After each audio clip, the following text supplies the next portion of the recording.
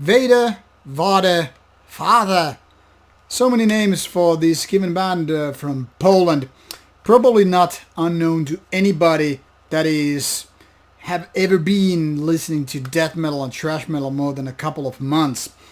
This is probably the most famous Polish death metal band, or death thrash as some people might say it, and totally deserved.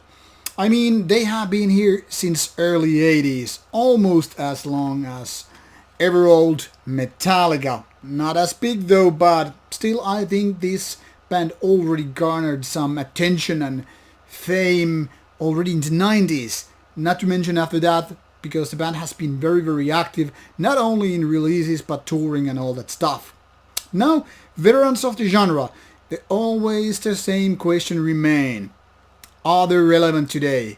Are they able to keep up with their early works and all that stuff? Because as we know, so many old bands, I'm not mentioning names, Metallica and bands like that have been losing their grasp throughout the years. But some bands, well, they just keep up doing better stuff than earlier or mid parts of their career and what such. And fortunately, Vader is exactly one of those bands. Here we have this new album that already came in May called Solitude in Madness. Gotta say, I don't know what was wrong with the information chain being broken and all that stuff, but this album came quite like out of blue. I mean, it had already been released like day before, when I just heard about it from a colleague, a review guy of such, and he was like, Jerry, have you been listening to the new Vader album? It's out there, but nothing is on the promotion services. I'm like, no, I didn't see even a press sheet. So when I was doing some gym workout or whatever, I just check it out, and there it is on Spotify. Like, hell, even if it's not coming for a review, I will anyway give it a listen, because Vada has been a top-notch band on stage and delivering good album one after another. Well, then I contacted the label like, can I please get this one for review, because it really sounds really powerful, and I would like to make a video about it. I would like to tell people about it, because in case like me, they just happen to miss it. And usually I'm one of those guys who actually get bombarded by emails about new albums and songs and videos, and people like, hey, can you do news about like blah blah blah, and I'm like, no, I just do reviews. Well, and some, but you know, anyway. Here it goes, however. I finally got this after this corona delay, so not to blame the label, but you know how this epidemics affected us.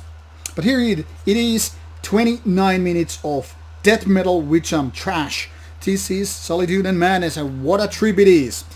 Let's just put it this way, not a single second is wasted on this album. There is nothing extra here. Everything is like jacked, ripped, very strong guy with, you know, muscular definition and all that stuff, because this is very tightly played album with some good production, good vocals, and more than others, good songwriting.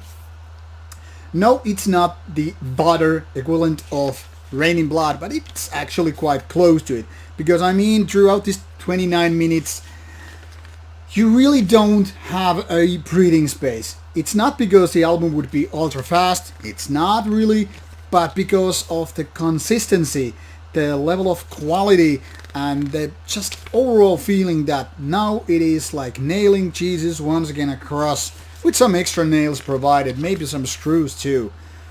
So this is a very nice release, probably one of the best in May. Well, who am I kidding? It is one of the best in May.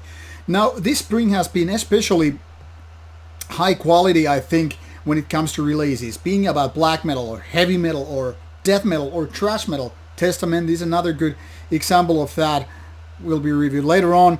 So, I mean, so many old bands. Not only Vader, but also bands like Paradise Lost, My Dying Bride. So many old bands have been doing that stuff, and the Testament also. And it seems like this year is getting better by day, you know? It seems like it's not only one or two albums or bands that are being, you know, like, wow, I'm getting this really wow moment. but it seems like so many bands are just doing wonderful job. It's like a competition running for Olympics or something like that. As stated, this is a very short album. Short and short. I mean, there are shorter full-length albums, but hardly not too many. And throughout these 11 tracks in 29 minutes, that should give you a little bit of insight about these track lengths, which are once again emphasized here.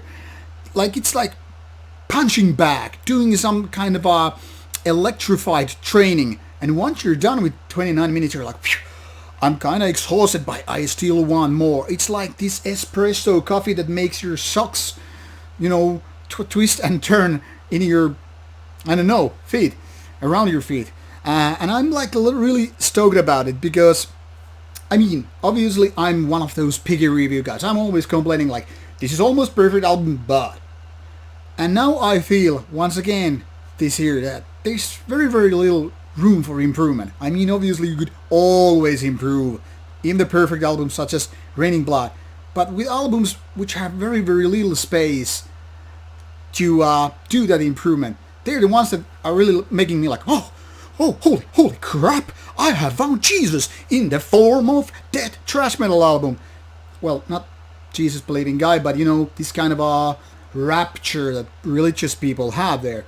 And when you find albums such as these, it really kind of restores all the faith, which you're losing tenfold with every bad album, and you only regain it like twofold per every good album.